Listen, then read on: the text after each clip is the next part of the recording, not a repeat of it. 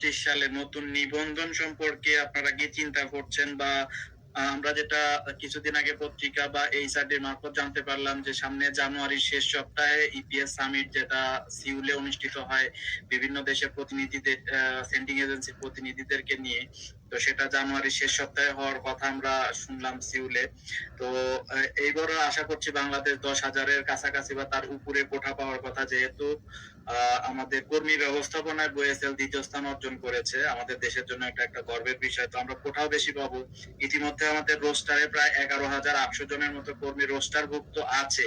তো রোস্টারে আমরা কতজন কর্মী রাখতে পারবো, বা সামনে যারা এই যে এখন যাদের রেজাল্ট হচ্ছে তাদের সহকারে যদি আমরা রোস্টার করি কতজন হবে, এবং আমরা সামনে কি ধরনের সার্কুলার দিতে পারি, এই ধরনের কোনো পরিকল্পনা আছে কিনা?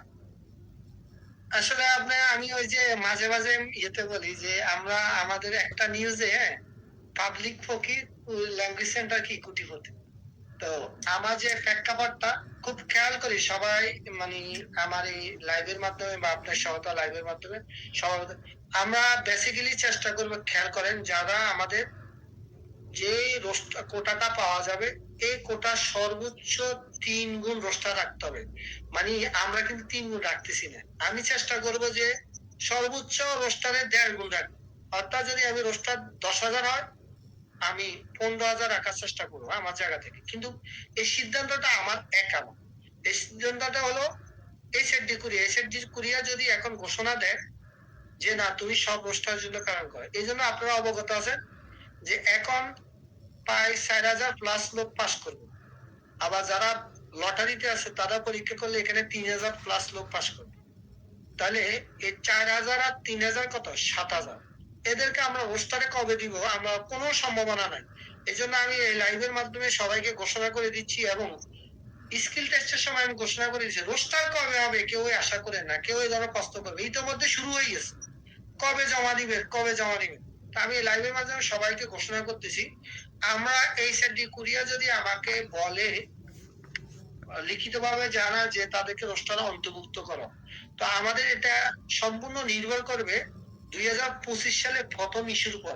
প্রথম ইস্যুতে যদি ভালো একটা ইস্যু হয়, তাহলে এখন যারা আছেন রোস্টারভুক্ত, মানে যারা আছেন এখন পাস করছে, তাদেরকে আমরা রোস্টারে অগ্রাধিকার দিব। এরপর দ্বিতীয় ইস্যুতে যদি ভালো ইস্যু হয়, তাহলে লটারিতে যারা আছেন পাস করবে তাদেরকে আমরা অগ্রাধিকার দিব। আর সব মিলে যদি দেখি যে না আমাদের মোটামুটি 5-7 হাজার লোক চলে গেছে, এটা আমার পরিকল্পনা, আমার পরিকল্পনা বাস্তবায়ন এটা নিশ্চিত না। যদি এখান থেকে 5-7 হাজার লোকের যাওয়ার একটা ক্ষেত্র তৈরি হবে, তাহলে আমরা নতুন সার্কুলার দিকে যাব। নসর কিন্তু আমাদের, কারণ সার্কুলার একটা দিতে মিনিমাম, সার্কুলার সহ কার্যক্রম রেজাল্ট হইতে মিনিমাম 8-10 মাস সময় লাগে।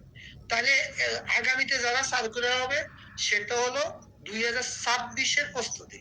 এই জন্য সার্কুলার হবে কি হবে না এখনো কোনো নিশ্চয়তা নেই। তবে যদি এই সাইডটি কুরিয়া যদি ঘোষণা করে